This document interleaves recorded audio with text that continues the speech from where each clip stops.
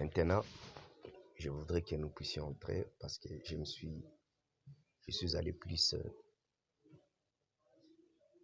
en train de parler plus de la parole de Dieu pour édifier quelqu'un, mais je voudrais entrer dans mon témoignage. Je me suis retrouvé, gloire au Seigneur, merci à toi. Je me suis retrouvé bien-aimé. C'était si je peux oublier, le 21e jour, bien le 22e jour du mois d'octobre.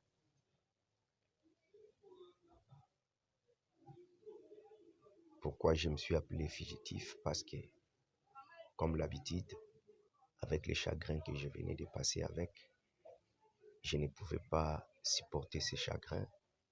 Je priais à Dieu, les cieux étaient tellement obscurs et j'ai encore rétrogradé un peu, pas tellement trop, mais j'ai encore rétrogradé. Je commençais à prendre de la bière pour me soulager en associant avec des laxatifs. Donc, les comprimés, je prenais des comprimés pour que je puisse dormir parce que je faisais que des insomnies répétitifs. Et les insomnies répétitifs que je faisais chaque mois et chaque année, chaque mois, et je suis allé même pendant une année avec des insomnies. Et par rapport à ces insomnies-là, ça m'a créé ce qu'on appelle les post-stress. Et les post-stress a créé les post-traumatiques. Et ces post-stress-là a endommagé mon estomac et les chagrins que j'avais a fait bloquer mes reins.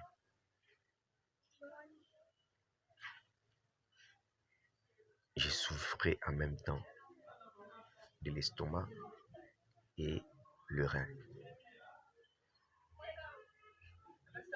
Je me retrouve ces jours-là,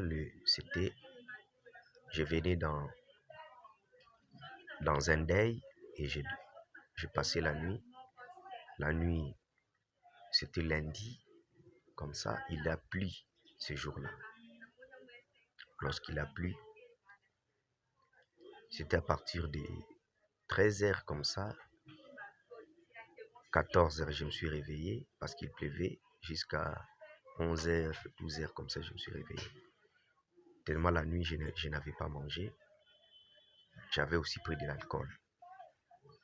Comme tout un grand fugitif de Dieu, un rétrograde, la souffrance était tellement énorme et je pensais que c'est là où je pouvais fuir pour trouver ma consolation. Mais ce n'était pas le cas. Bien-aimé, je me suis réveillé ces jours-là à partir de 13h, 11h, 12h, j'étais déjà de réveil et j'ai vu un de mes confrères médecins qui venait et nous étions ça ensemble, nous étions en train de parler ensemble. Nous n'avons pas consulté des malades ces jours-là. Nous n'avons pas consulté des malades. Excusez-moi, je vais parler en français, à lingala, je vais améliorer. Je vais parfois parler en français, parfois en lingala. Et je me suis retrouvé avec mon ami et mon confrère. Nous étions en train de parler. Il y a une voiture, un camion, des déchargements, des bralima qui étaient venus. Les chauffeurs étaient l'ami de mon confrère là. Il voulait nous donner de la bière, mais moi j'avais refusé. Non, je ne prends pas. Et mon confrère là prenait de l'alcool. Quand il a pris de l'alcool, moi, j'étais en train de parler avec lui et j'ai insisté aux infirmiers de nous donner à manger parce qu'il faisait déjà 13 heures déjà, c'est moi pendant que nous étions en train de parler, 13 heures, nous devons attendre vers 14 heures. Nous devons atteindre vers 14 heures, donc c'était 14 heures moins. Et en ce moment-là, 15 heures, 16 heures, 17 heures, 18 heures, tellement il faisait un peu froid parce qu'il avait plu. Mon confrère là est parti. Nous avons mangé aussi ensemble avec lui. Lui est parti et je suis resté avec les infirmiers. Et je suis allé me mettre dans le lit de l'hôpital. Je me suis mis allongé.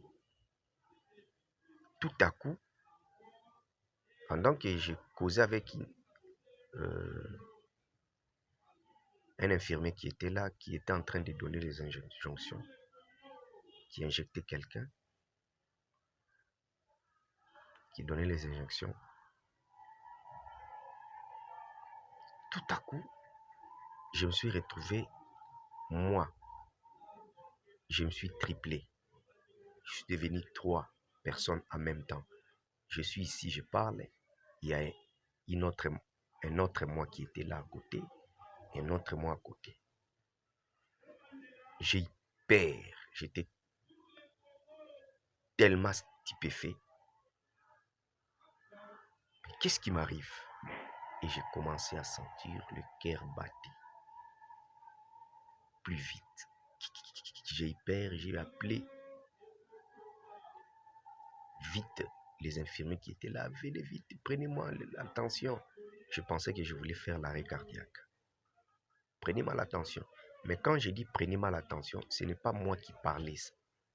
Moi qui étais là, conscient. Et je sentais ma voix sortir chez un autre moi qui était là. Moi, je dis, mais c'est comme si moi, j'étais à l'avance de tout ce qu'eux pouvaient parler. Donc, un phénomène tellement inexpliqué. Je sentais que c'est comme si moi, avant que je puisse prononcer la parole, je les connaissais déjà. Donc, je l'avais déjà parlé avant que je puisse prononcer. Et je voyais l'autre là qui parlait, qui le prononçait, mais moi, je connaissais déjà que j'ai déjà dit cela, il y a de cela au moins 10 à 5 secondes. Mais c'était l'autre qui parlait. Et tout ça, quand je parlais un mot et je voyais que ce n'était pas moi, c'est celui qui était à côté là qui parlait. Et moi, j'avais de l'avance au moins à 5 à 10 secondes. Et ça m'a fait tellement peur. Et j'ai appelé l'infirmière, je lui ai dit, prélevez-moi la tension de ce côté-ci, cherchez la bord, venez, pour sécuriser mon cœur. Tellement, avec le cœur commençait à battre plus rapide, j'avais eu peur automatiquement. Ils m'ont regardé, ma tension était normale. Et ils m'ont pris la bord, venez. J'ai encore insisté, non, non, non, le cœur, dans la manière ils sont en train de sentir, il faut encore faire, mais checker encore la deuxième fois. Ils m'ont checké pour la deuxième fois, la tension. J'avais 12, 8. Automatiquement, j'ai eu une baisse de tension de 8,4, donc 80 sur 40. Donc, j'entrais déjà dans un état de choc.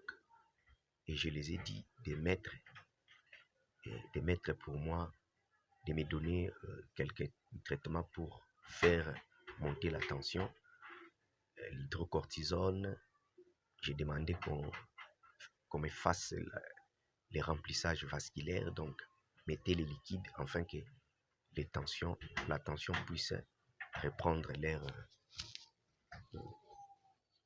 revenir à la normale. Et le phénomène que j'avais vu m'a fait peur. Tellement à côté, il y avait aussi un deuil, quelqu'un qui était mort. J'ai dit non, je ne dors pas dans ma chambre, là où je dors souvent à l'hôpital.